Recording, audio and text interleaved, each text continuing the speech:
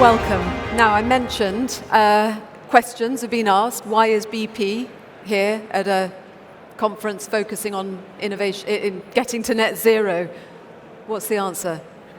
Well, thank you, Joanna, and thanks for everybody in the room coming to join the conversation.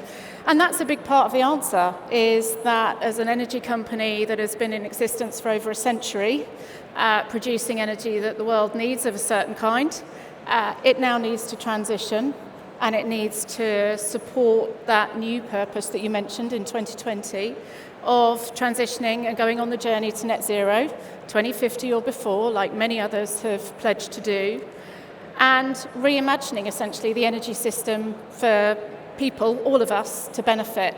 So moving from continuing to produce the oil and gas that we need today, because we cannot simply turn the taps off. It would be, I think, in the minds of many, probably an ideal situation, but it's just not technically possible to do. So while the world needs energy today, we will keep doing that where it's required. But at the same time, and in an accelerated way, we need to build out a new energy system. The first one took 150 years. We need to do this one a lot faster. So you touched on innovation and the experience of what we've learned to apply to the future. And essentially what we need to do, and it's all of us, it's not just what BP brings, but it's all of us, have to innovate and build this new low carbon system much, much faster. So that's why we want to be part of the conversation. We've got quite a bit we can bring. I'm very respectful of the challenge. You know, I came from wagging my finger at the industry for almost 3 decades, actually, of saying raise your bar on health, safety and environment standards, raise your bar on attracting talent, and raise your bar on your role in transitioning and solving the energy challenge so that we can do better for climate, for people, and for many other places that will benefit. So you were gamekeeper turned poacher? Yep, absolutely. So let's go through those targets that I mentioned and understand how far BP has come. You joined in 2021, yes, just after that new strategy, and I mentioned the goal of reducing targets for emissions cuts by 2030 by 40%. Can you hear me still? We're competing with the outside world. That threw me. Okay. So the goal was to reduce emissions by up to 40% by 2030. That was downgraded to 20 to 30% reduction so that BP could produce more oil and gas and extend the life of existing fossil fuel projects. BP rowing back already on the commitment that was made in that strategy only in 2020? I think some people lay that challenge at the door. I think that adjustment was interesting. That was over a year ago now. That was February 23, the adjustment you've just mentioned. So we had an initial target with a new strategy to aim to reduce oil and gas production by up to 40%, which is the number that we were just competing with the outside the room to hear. And in February 23, after we'd had pandemic, after we'd had the invasion of the Ukraine, we were being asked in different places of the world whether or not we could do more to rebalance the transition investments with more investment in short cycle oil and gas to get to the end of the decade. So we published an update that said we will invest an extra 8 billion in oil and gas, short cycle to the end of the decade, to meet that short-term need.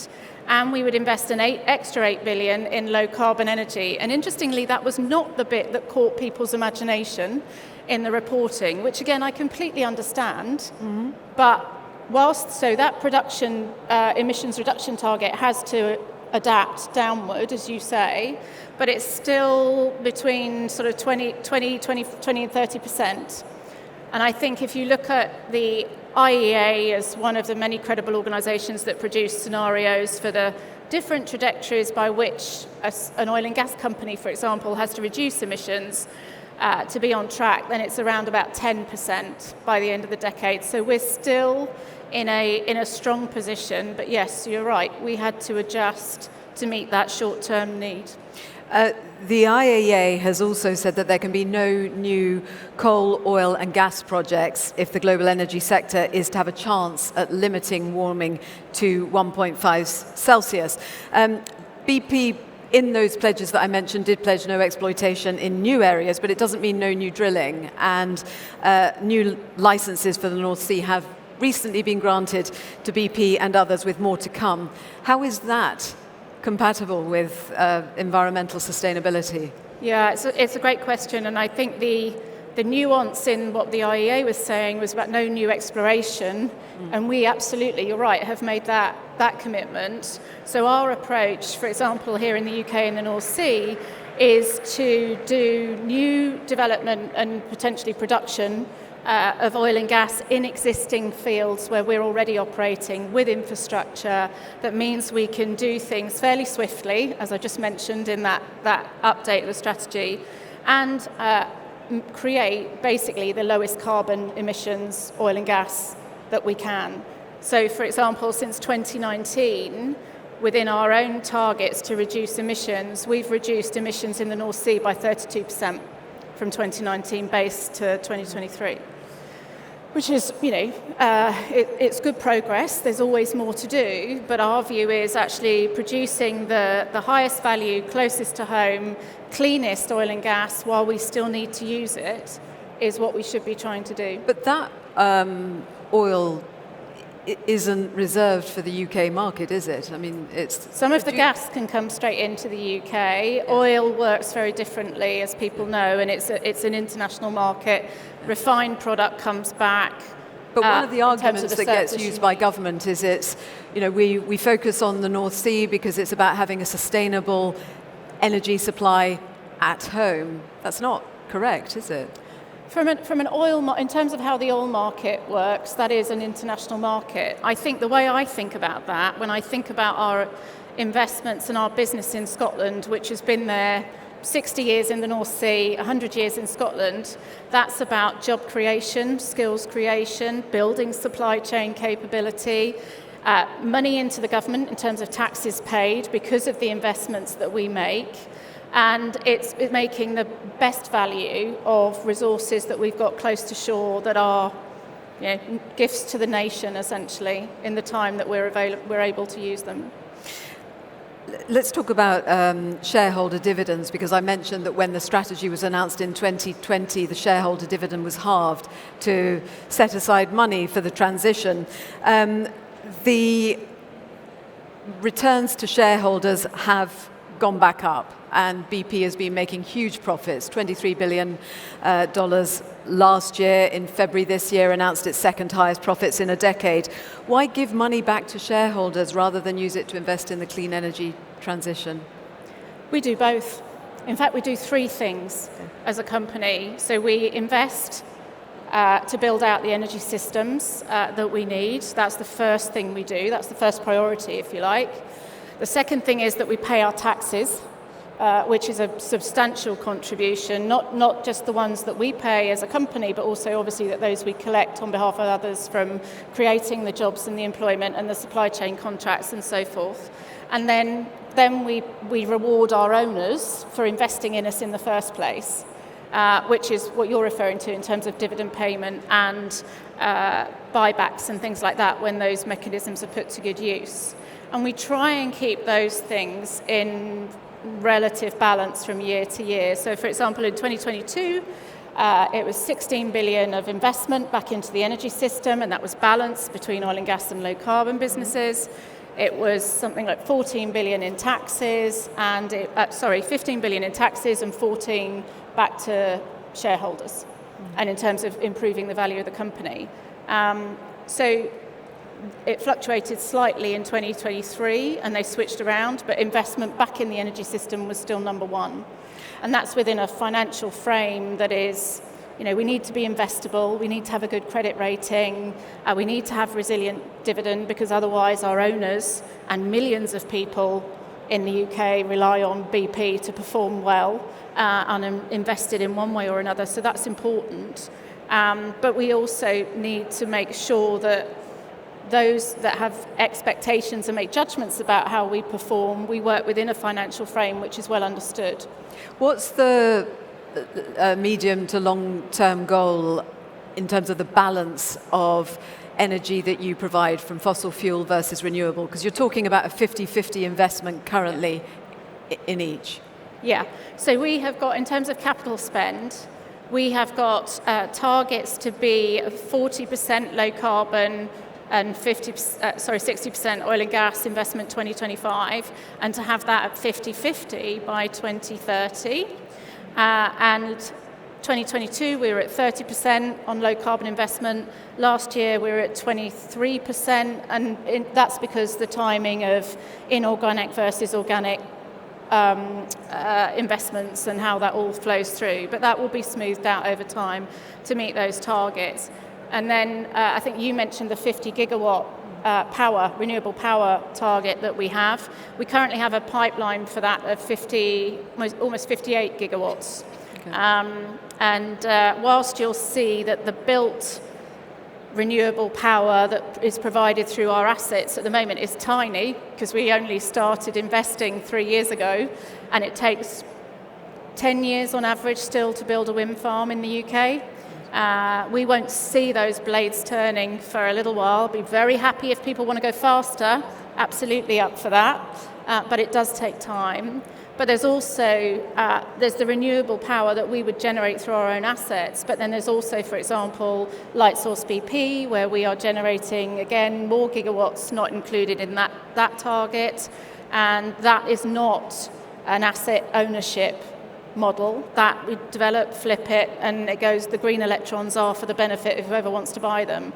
So the way that we look at it is that we have an ability to be able to pull various levers, the stuff we might build, the stuff we might own, the stuff where we can put our trading capability to work and purchase renewable power for customers, and then the way in which we can help customers to decarbonise their operations and take their emissions out with renewable power as well, or even hydrogen, carbon capture and storage in addition, particularly for industrial customers.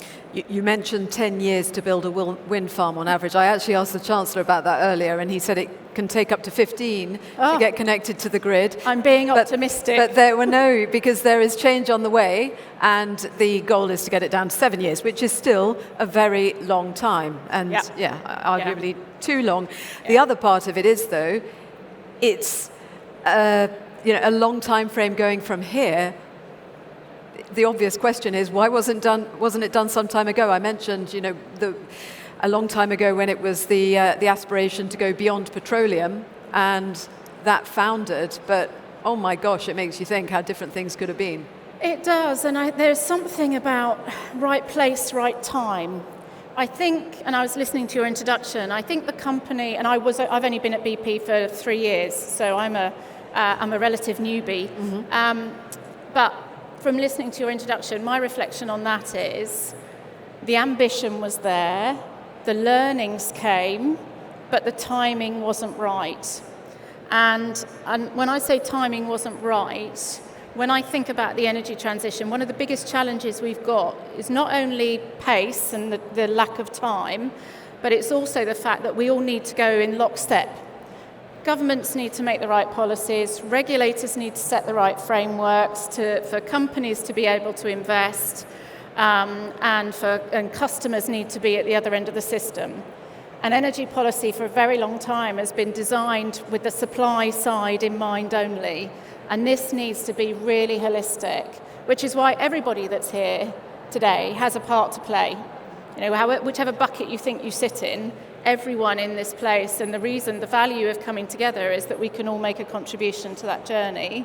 Are you saying you would like to be more regulated, to be forced? No, not necessarily, no. In fact, a lot of these, it's about everybody being ready to manage through and deliver the transition. So regulators, I think, quite honestly, will say they're learning by doing, just as we are learning by doing, investing. I have up to 18 billion to invest in the UK by the end of the decade. That's in EV infrastructure, offshore wind, I've already mentioned, the North Sea to continue to draw out the most efficient low emission barrels of oil and gas, the investment in the retail forecourt system, which is obviously what people recognise the company for sometimes, and hydrogen, green and blue in the country, and also carbon capture and storage. That is a really diverse portfolio, and for some of those investments, the regulatory playbooks aren't even written. We're writing the business models, we're designing the regulation in lockstep to trying to get diggers in the ground and put jobs there for people to help build these big bits of infrastructure. You talked about your journey to BP after 20 years at the Energy Institute, where your mission was about banging the drum, as you say, for more economically and environmentally sustainable energy future. Has your perspective shifted since you went in? Yeah, it's a really interesting reflection, actually. I think, I could have gone anywhere in the energy world from leaving that organisation, because it was such a spider's web of a network with many, many connections into different organisations working across the energy system. And when BP came out with the new strategy and this huge sort of transformation agenda, that was the thing that sparked my interest, because my view was that the scale of the job to do, that I'd been wagging my finger encouraging everyone to do more about and go more quickly, is just enormous. It's really, really difficult to comprehend. So the thing that I wanted to go somewhere where there was scale, scope, science and engineering capability. We haven't talked much about innovation. It was in the title, but there is, over 100 years of that science engineering capability, which has innovated for the energy system we've got today. And putting that to work to help build out the new one was a really interesting, exciting opportunity. I think what I've learned, to answer your question so far, is how complicated it is, and how difficult it is to get that alignment and get everybody ready to move, for the customers to be incentivised, for the regulations to be there, for the right government policies to be in place, for the investors to see the value in the transition and want to back you to go. That's the complexity. And I think the second thing I'd say is, I would be really hopeful that the end destination remains unchanged for everyone that's at this event today and tomorrow. How we get there is going to be full of twists and turns. It's inevitable. On the issue of you saying it's complicated, I mean, for those who look on, who take a very strong view of, where we're headed, what's required, they'd say that sounds a bit like sipping the Kool-Aid. You've gone in from banging the drum on the outside and you're just buying the arguments for why it can't transition more quickly. Well, if I look at what we're investing and spending on low carbon investments globally, not just in the UK, they're big numbers. So I think it's fair to say we're putting our money where the mouth is. I absolutely understand the challenge. I've been partly responsible for delivering some of that myself. So I really get it. And actually, one of the most interesting things in my day job is to talk to people that still struggle with why we can be part of the answer, and we are playing a role to be part of the answer. And I am very respectful of that position. And I think, the most powerful thing you can do is listen to each other and build the understanding, because as I said at the beginning, we all have to make this real. It's in all of our interests. We've both got kids. That's something that keeps me awake, is how we get this done as quickly as we can, with everyone playing their part. So is it important to you that in however many years you look back and feel proud about the part that you played, feel that you did the right thing, feel that you did everything you could to make sure that the right moves were taken? Well, I hope so. I'm still wagging that finger. Wagging the finger, though, when those targets were shifted, how did that feel? I think that was just, that's an honest reflection of what happened in the world. No one saw pandemics coming. When that strategy came out in 2020, we did not know that was the world that we were going into. Nobody saw, well, maybe some did, but I don't think people saw another war in Europe, for example, and the replumbing of the energy system on our doorstep was not foreseen. And so the world changes, and I think you have to have, a resilient strategy isn't built on one scenario. It's built on half a dozen, maybe, even more. But your resilient strategy has to be capable of getting to the end game and navigate those twists and turns. Quick final question that I've asked a few people, the magic wand. You'll have been asked it 1,000 times, but I would like to know, what would you like to change? What would you like to see changed to deliver what's needed? That's a really good question. I think something, that wand that galvanises everyone to pick up the pace. I think we have a lot of the answers. I think we know how to deliver quite a lot of this. But because we've got to go in lockstep, there's something about if you could wave that wand and everyone just went whoosh, that would be superb from my point of view. Thank you very much, Louise Kingham. Thank you. Thank you. Thanks, Joanna.